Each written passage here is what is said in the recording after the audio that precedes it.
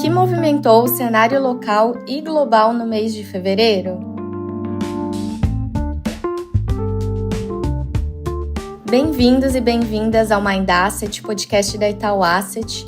Eu sou a Clara, da equipe de comunicação, e esse é mais um episódio do nosso quadro Mercados e Fundos em Foco. E para analisar o que impactou os mercados e trazer mais detalhes da performance do nosso fundo de destaque do mês, o Itaú Janeiro, hoje eu conto com a presença do Fernando Cavalletti, que é superintendente da área de Portfólio Specialist aqui na Itaú Asset. Agora vocês ficam com as nossas atualizações. Oi, Clara, tudo bem?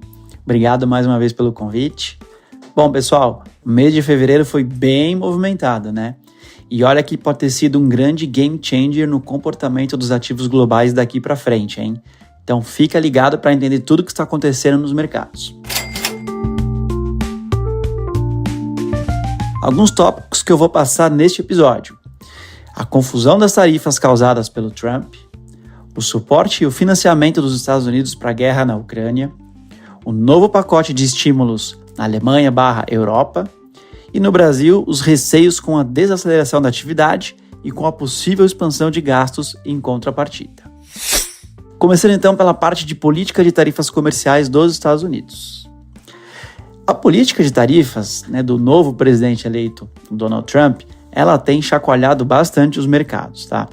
Os constantes movimentos de liga e desliga da sua implementação, bem como a confusão generalizada em torno desse tema, tem trazido bastante incerteza para os parceiros comerciais e negócios nos Estados Unidos. Essa agenda de tarifas ela vem sendo tocada pelo próprio presidente e seus conselheiros mais próximos, ao invés dos reguladores, e tem sido marcada por anúncios equivocados, mudanças frequentes nas datas e nos alvos impactados. Só para citar alguns exemplos, tá? Então, no dia 1º de fevereiro, o Trump anunciou as tarifas de 25% para Canadá e para o México e de 10% para a China. Logo depois, no dia 3 de fevereiro, ele adiou as tarifas em um mês. No dia 4 de março, as tarifas de 25% no México e Canadá foram confirmadas e, além disso, um adicional de 10% na China. Agora, no dia 6 de março, ele precisou voltar atrás nas tarifas para os produtos que estão em conformidade com o acordo do USMCA.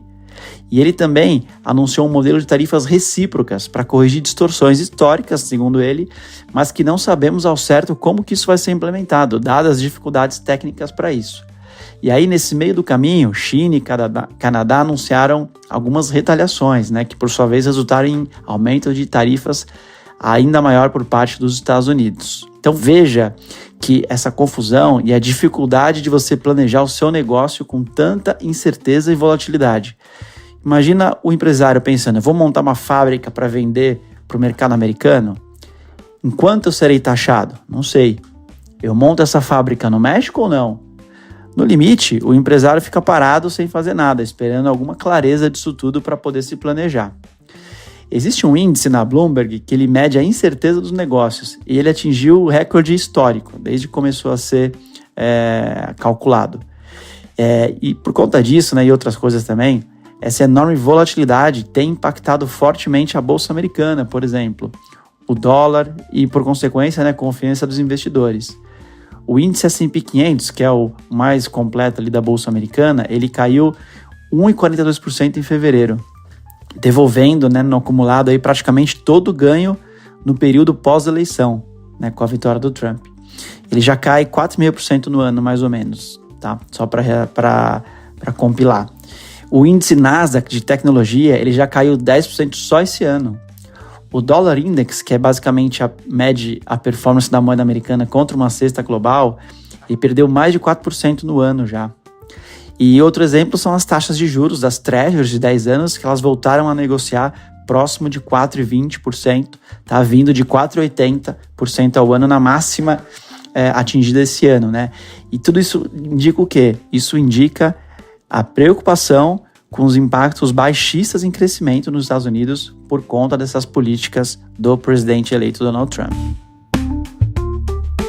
Quando a gente olha para os indicadores da economia americana, está indo tudo muito bem, O crescimento em torno de 2,5%, 3% por ano, o desemprego próximo das mínimas, o mercado de trabalho ainda forte, a inflação evoluindo, um pouco mais devagar, mas mesmo assim evoluindo. E aí, um mês atrás, a gente estava aqui discutindo se o Fed ia mesmo poder entregar os 2 cortes de juros que estavam sendo projetados para esse ano, dada a economia que estava tão aquecida.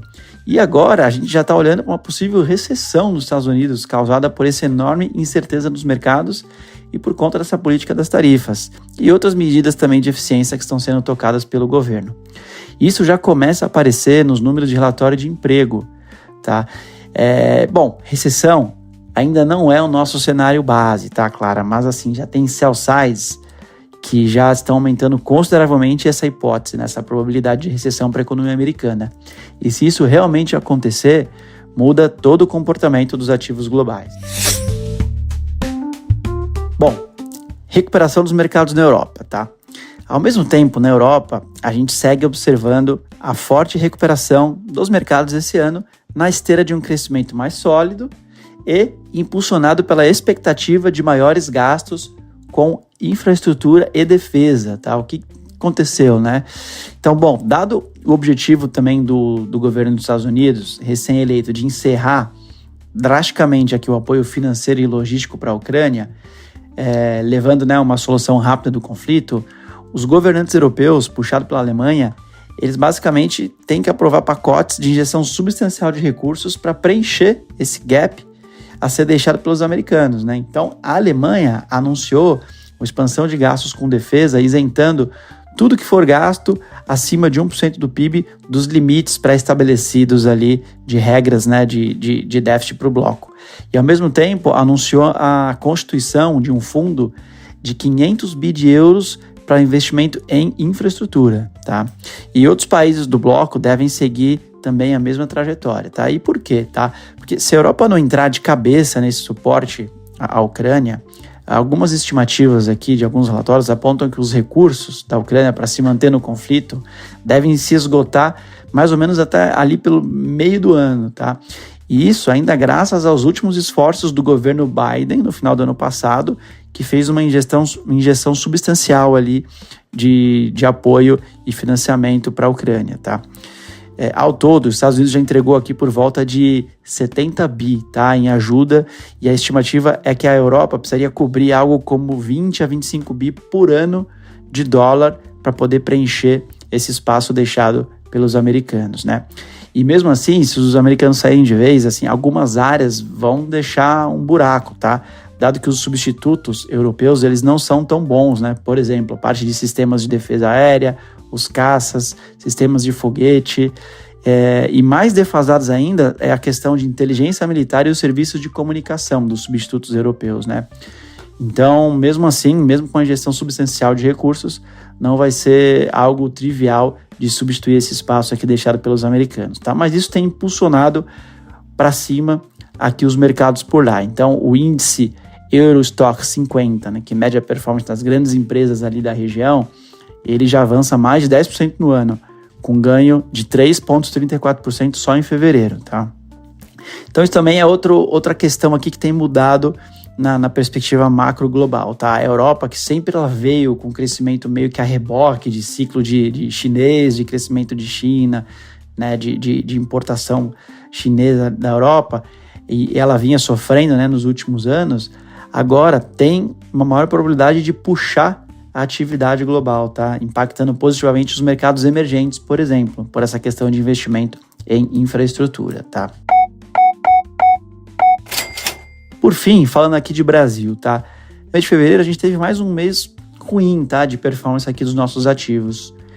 O real, embora ele tenha ficado praticamente estável em relação ao dólar no mês, a gente viu o Ibovespa caindo 2,64% no mês de fevereiro, com os índices de renda fixa performando todos abaixo do CDI. Tá? E por que isso, né? O que a gente tem observado é um sentimento aqui, né, uma expectativa confirmada por alguns dados, principalmente do final do ano passado e também do PIB do quarto TRI, que acabou de ser divulgado essa semana, abaixo das expectativas, né? Um sentimento de desaceleração do crescimento na margem, que ainda assim foi forte no ano passado, né? Tem alguns anos aí de crescimento de mais de 3% na média, mas a gente tem visto, para alguns indicadores antecedentes, uma desaceleração, tá? E por isso traz uma preocupação, né, dos mercados com possíveis novos estímulos do lado fiscal na economia, né? Então o governo tem anunciado aqui alguns programas como o Vale Gás, programa Pé de Meia, consignado para os bancos. Não tem nada de ruim com os programas. A questão que preocupa é o que vai cortar, né, dado que o limite de gastos é limitado, para poder acomodar esses novos programas nas regras, né, do arcabouço fiscal e nas regras das contas públicas, tá? Então, o que a gente tem visto no Brasil é, de fato, um aumento de prêmio de risco dos ativos, a gente pega o juro longo, né, buscando patamares mais altos, a bolsa caindo, o dólar até que ficou razoavelmente estável, mas a gente viu aqui no mês de fevereiro e tem visto uma preocupação aí do ponto de vista fiscal e, né, como contrapartida aqui por essa desaceleração que a gente está experimentando aqui na margem. Não é uma desaceleração brusca, mas ainda assim é uma desaceleração e eventualmente isso bate, né, em popularidade ali do presidente, tá? Então essa é a preocupação que fez os ativos brasileiros não performarem aqui tão bem no mês de fevereiro.